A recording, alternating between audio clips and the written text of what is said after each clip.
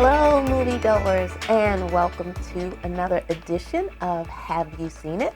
I am your host, Denise, and I'm going to get right into this movie that I'm going to review this week.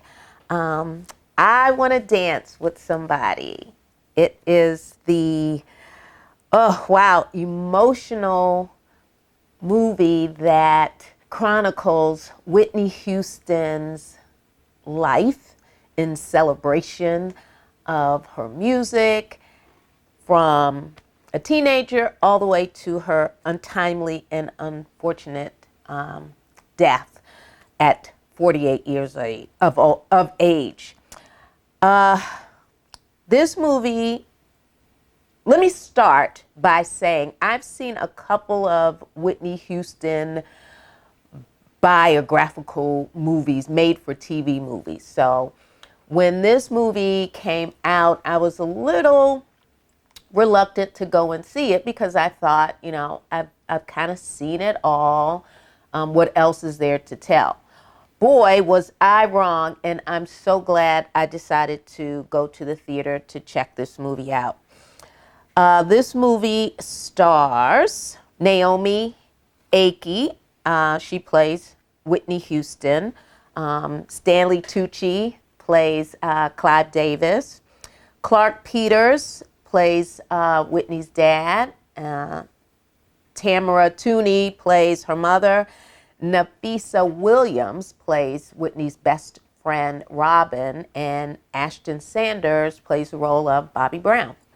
This movie starts with Whitney again as a teenager, and in the opening scenes, she is in church with her mother practicing, and her mother is quite the taskmaster, making sure that Whitney puts her head and heart and soul and her gut into every note that she sings, and she wants her to be the best performer that she can be. Whereas Whitney, who can sing very well, is just thinking, I just really love music. This is a whole lot. I just really like to sing, but mother is like, no, no, no, no, no. If you want to sing, this is how it must be done. So soon after that, as a teenager, is where Whitney and Robin first meet.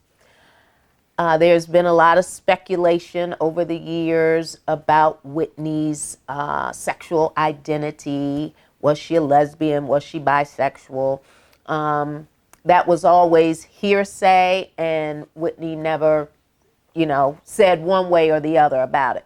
But in this movie, you will see how that relationship began and the closeness, the bond that those two women shared, not only as teenagers, but throughout their lives together, was really an eye-opener for me and very telling.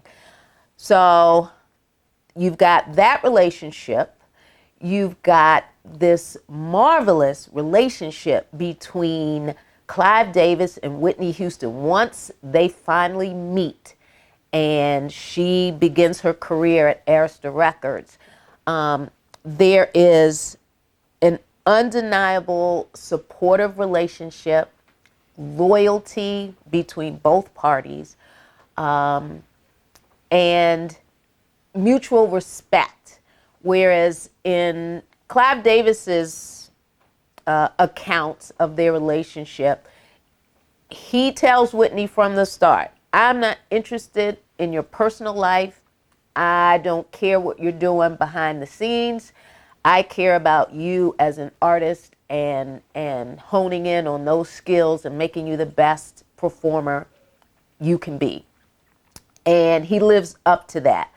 And so that's where that mutual respect comes into play. Fast forward, Bobby Brown enters the picture. So there's contention between Bobby Brown and Robin throughout the relationship. There's always that animosity between the two of them. And then you have the Bobby and Whitney situation with the drugs and the abuse, verbal, mental abuse. Could have been some physical abuse in there as well.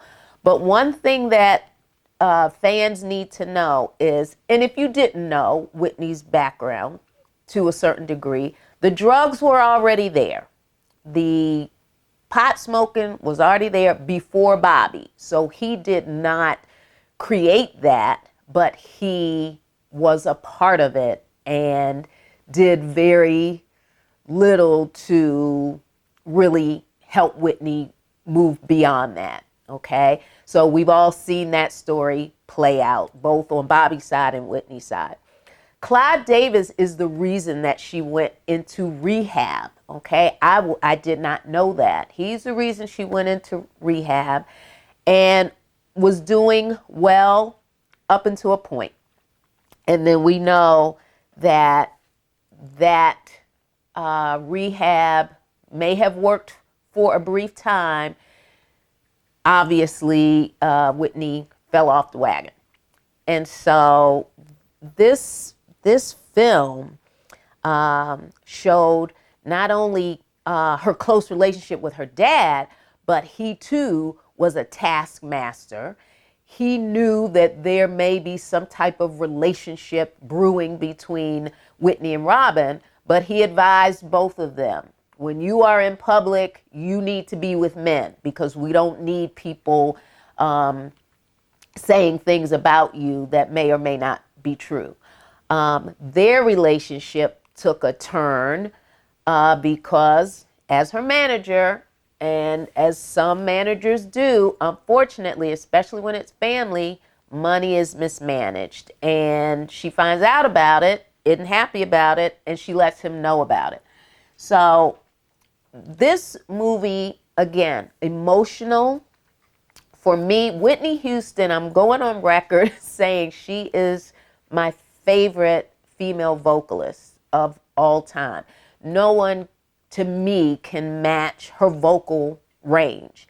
And to see her going through everything that she went through leading up to her death, at times my eyes welled up watching this movie. And it's not like I didn't know what was going to happen, but when you see the demise on film and it's like front and center in your face, it is really sad. So, but all in all, I give this movie good reviews. If you are a true Whitney Houston fan and you want to know a little bit more about her and all of the people that surrounded her during that time period, I would say check it out. So that's my review for I Want to Dance with Somebody, that Whitney Houston story. All right, folks, I'm going to jump right into my Nailed It for this week. And my Nailed It for this week is Demi Moore from the movie If These Walls Could Talk. If These Walls Could Talk was a two-part movie series, if you will. And this was the first installment of those movies. And Demi Moore played a nurse in 1952 who found out that she was pregnant and wanted to have an abortion, but we are now in that pre-Roe versus Wade period.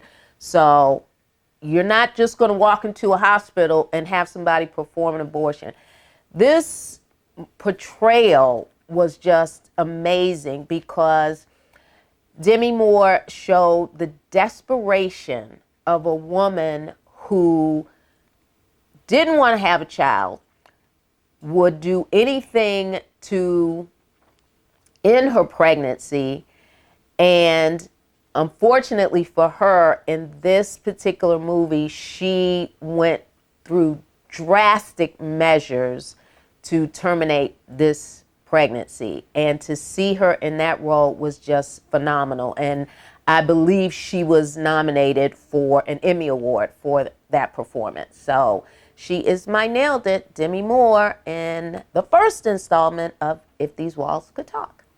All right, folks. You can subscribe to our YouTube channel. Make sure you hit that like button. And I am available on every podcast platform in the universe. Just type in, "Have you seen it?" with Denise, and there I will be. All right, folks. So until next week, you go watch a movie because I'm going to watch a movie, and I will see you next week. Bye-bye.